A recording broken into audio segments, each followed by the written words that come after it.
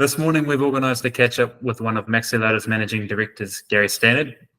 Morning, Gary. How are you going? Great, Anton. Good to be catching up again. Yeah, very nice to have you joining us, and we appreciate you making the time. Yeah, no, it's always good to catch up about what's happening with Maxiloda, so looking forward to the conversation. Yeah, as are we. So we've got a few questions that we'd like to run past you and get your insights on.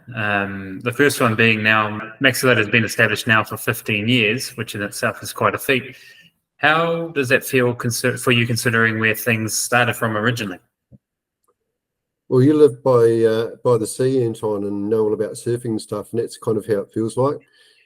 You catch the first wave, you fall off, you get back on, and you get better and better at it. But there's always the next wave to catch, and you're never sort of kind of satisfied. And that kind of what it feels like at Maxiloda. You feel like you've had a great day out, but then just opens your eyes to the next sort of opportunity, or there's more waves tomorrow to catch. So a bit like that, really. Yeah, definitely. Always something to learn, always something to evolve or do better. And particularly from the business side, I guess originally you had an idea for a product, Maxiloda Glide. You kind of threw it out to the market based on your research and innovation. And but now, how's your sort of model changed? Is there any lessons that you've learned from falling off the waves from clients? Is the approach still been the same?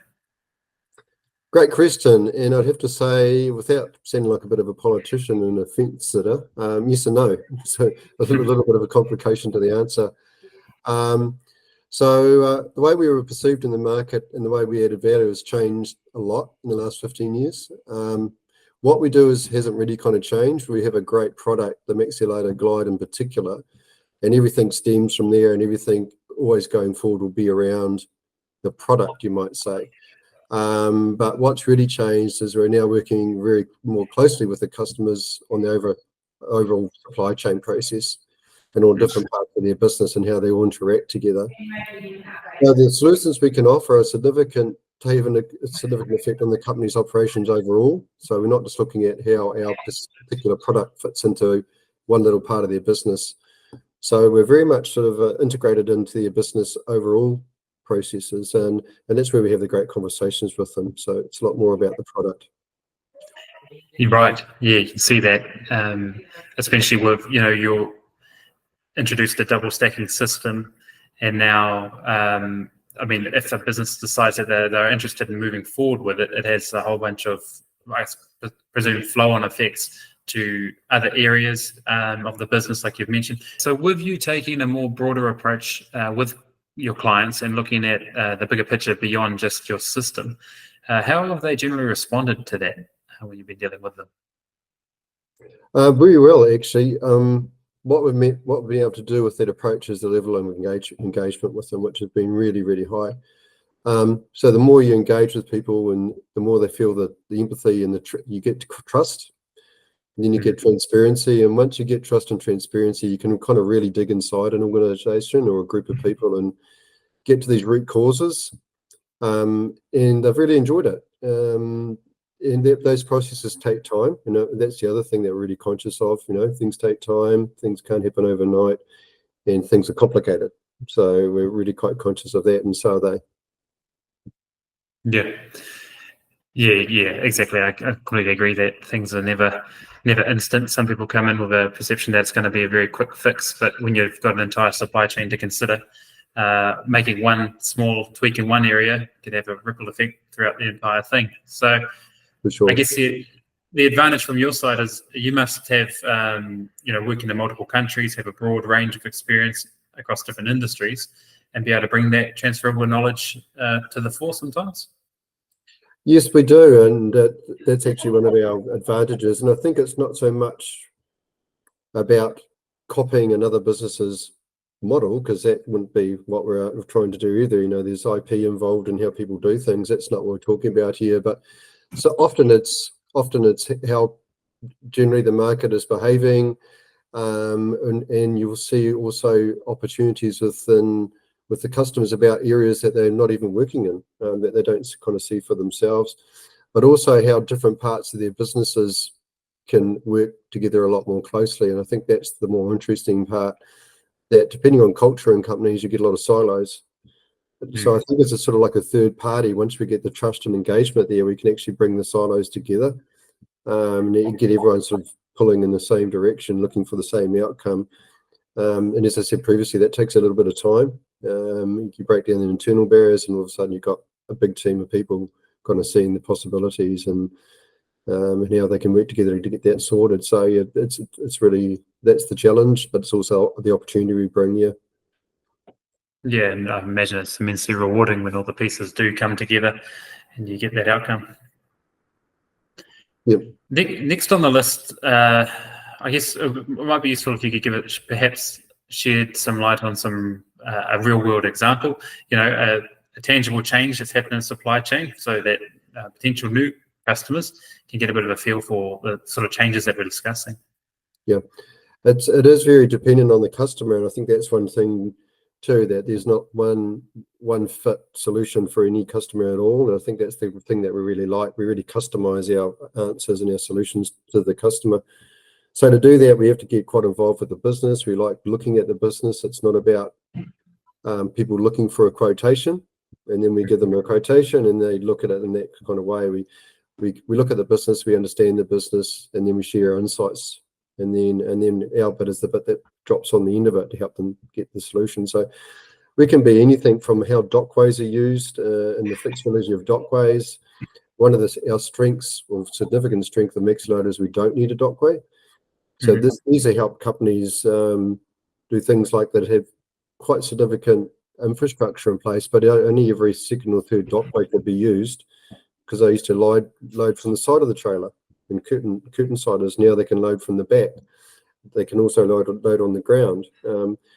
We've got other businesses where they have fixed dedicated Maxiloda docks, because we can unload and unload so much more goods and services in those areas. So they leave those docks for us, but also means that the trucking company also gets their truck in and out of the process very quickly. And this is one of the hindrances that the transport companies have, is they actually can sit around all day waiting for a space. But with our systems, we can load and unload a lot more efficiently. So there's actually a far bigger turnaround. Also, for the amount of how often we can load and put products in and out of a system, that increases the flexibility inside the business as well. These companies that have seen that. And of course, you've got the obvious ones that you might say, the double stacking. So you've actually got more product in a truck. That's very much clearer. But one thing that we have noted in particular that a lot of customers are now seeing is actually damages. And there's a lot of companies that don't even count damage. But damage in itself is, you could say that I've lost a bag of vegetables that's worth $5, and you could say the value isn't there. But the value is not only necessary in the $5, but someone's had to find it, someone's had to unstack the truck, someone's had to put new produce in, someone's had to change the paperwork. So a $5 actually product damage might actually be $150 bill at the end of the day. And this is what I mean about how opening people's eyes to these sort of possibilities, and then putting data and developing data around those findings. And that's something that we do well. Quite often these things are looked at in a single light or one moment in time, but things don't happen like that. So over the lifetime of a supply chain, these things happen hundreds of times, and then you can really kind of see where the savings are and the opportunities. Yeah, some really good points. And when you lay it all out like that, and you see the different, I guess, almost like a cascade of impacts or benefits, you can see why it's a simple conversation perhaps around double stacking or moving more freight can very quickly become much broader, and sort of embody the likes of all downtime labor, trucks sitting around idle in those sort of depots, or like staff resourcing, the amount of people then required to be on standby when they do get going, get moving, and overtime and the like. So you can see how the conversation gets very big very quick. Yeah, you can, and then you get multiple locations for companies, and it also goes two ways, Anton, where we're not only talking about the customer might be who's got the truck and who's loading the truck, but they've got a customer at the other end. Mhm. So you might say that in a B2B circumstance, that customer at the other end is seeing all these improvements happening because a truck turns up, it's unloaded and loaded quickly. They don't have any damages anymore. All these things sort of kind of add up, and all of a sudden the experience is significantly better than what they've seen previously. So, and we've talked before about, I guess, Maxiloda's ability to create custom solutions as these conversations evolve beyond just a standard Maxiloda Glide product. Do you see that that's something in the future that businesses are coming on board with? Do you see more opportunity there in the future space?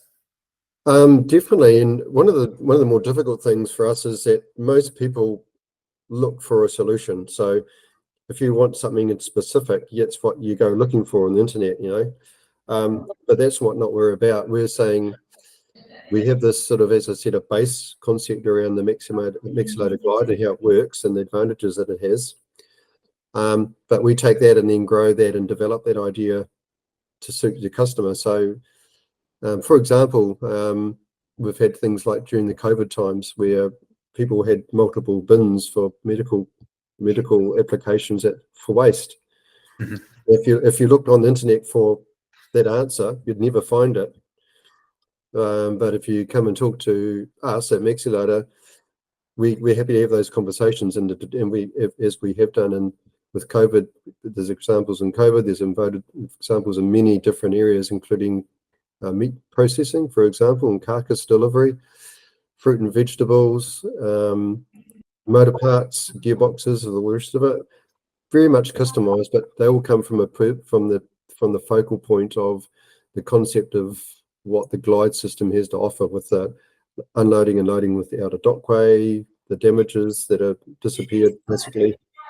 So once we get past that part of it, then we do the engineering to make sure that we can handle the devices, systems, or goods, and that's what we love, that sort of work.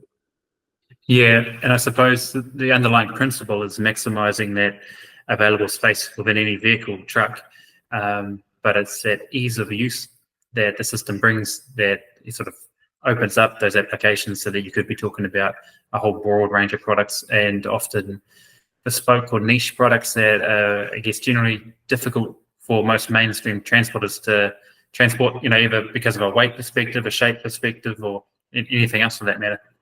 That's right. And that flexibility, I think people are more and more looking for flexibility. That's what we're seeing in logistics. You'd have to say previously it was all about probably the same thing happening over and over and just push repeat. But now, and we know that as a consumer, that every day you can just order whatever you want and it turns up the next day. There's a huge supply chain dealing with that, and it's all about customization and delivering to the customer what they want, when they want it, as soon as they can. So that requires a lot of flexibility. And that's where we kind of really come into our own.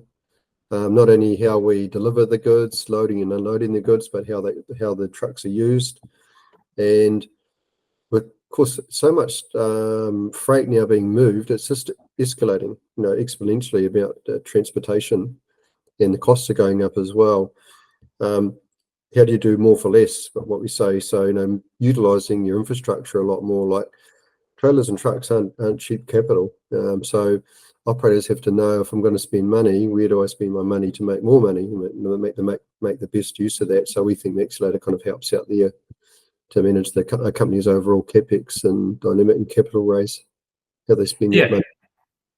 Yeah, and I think sustainability has become very popular of recent times, but ultimately for any business to be successful, it needs to be sustainable in the long run. So all the benefits that you've talked about, not only are good for the planet, good for the environment, but also good for the business.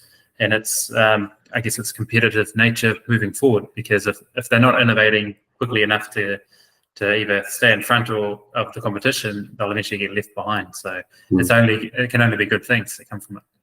Yeah, for sure. And we actually do see that quite often in the market, where companies that are specifically taken on our product do have quite a significant advantage in the market compared to their competitors. And we have numerous examples in different countries where without the Maxiloda system, they would not have got the business that they've got. And We're quite proud of that and happy to share that to some extent, of course, how they've done that. But that's what we work hard to do, is to help our product and their product work together for the best outcome there. And we do that quite well. Perfect. Well, it's been very insightful. I know you're a very busy man, so I can't keep you much longer, but appreciate you taking the time to sort of talk us through what things are looking like for you guys in the market, and also how Maxiloda's been going. It's really appreciated. No, it's exciting. And you go back to your first question, and I was talking about the waves and stuff, and that's just going to keep on going. And some of the waves get pretty big. And as you know, you're a surfer. Sometimes you get dumped off the wave too. It doesn't work out so well. So not everything's a bed of roses any time. But we think we've got something pretty special, and people are liking it. And we're just really happy to be here and be able to help people out. And it's fun. It's a good business to be part of. Yeah, absolutely. All right. Thank you very much, and all the best. Okay, we'll see you soon. Thanks, Anton. Bye. Bye. Yeah, thanks, Gary. That's a really interesting perspective, and so it's something that I want to spend a bit more time hearing about, but I realise we're getting a bit short on time. So we might need to wrap this month's edition of our interview up, but definitely keen to touch base with you again and hear more about what Maxiloda is doing in that custom space and how clients are finding the benefits. For sure. Thanks for the time to listen to our story and get it out there. And we'll catch you next time on maxiloda.com. Es un gran 2024.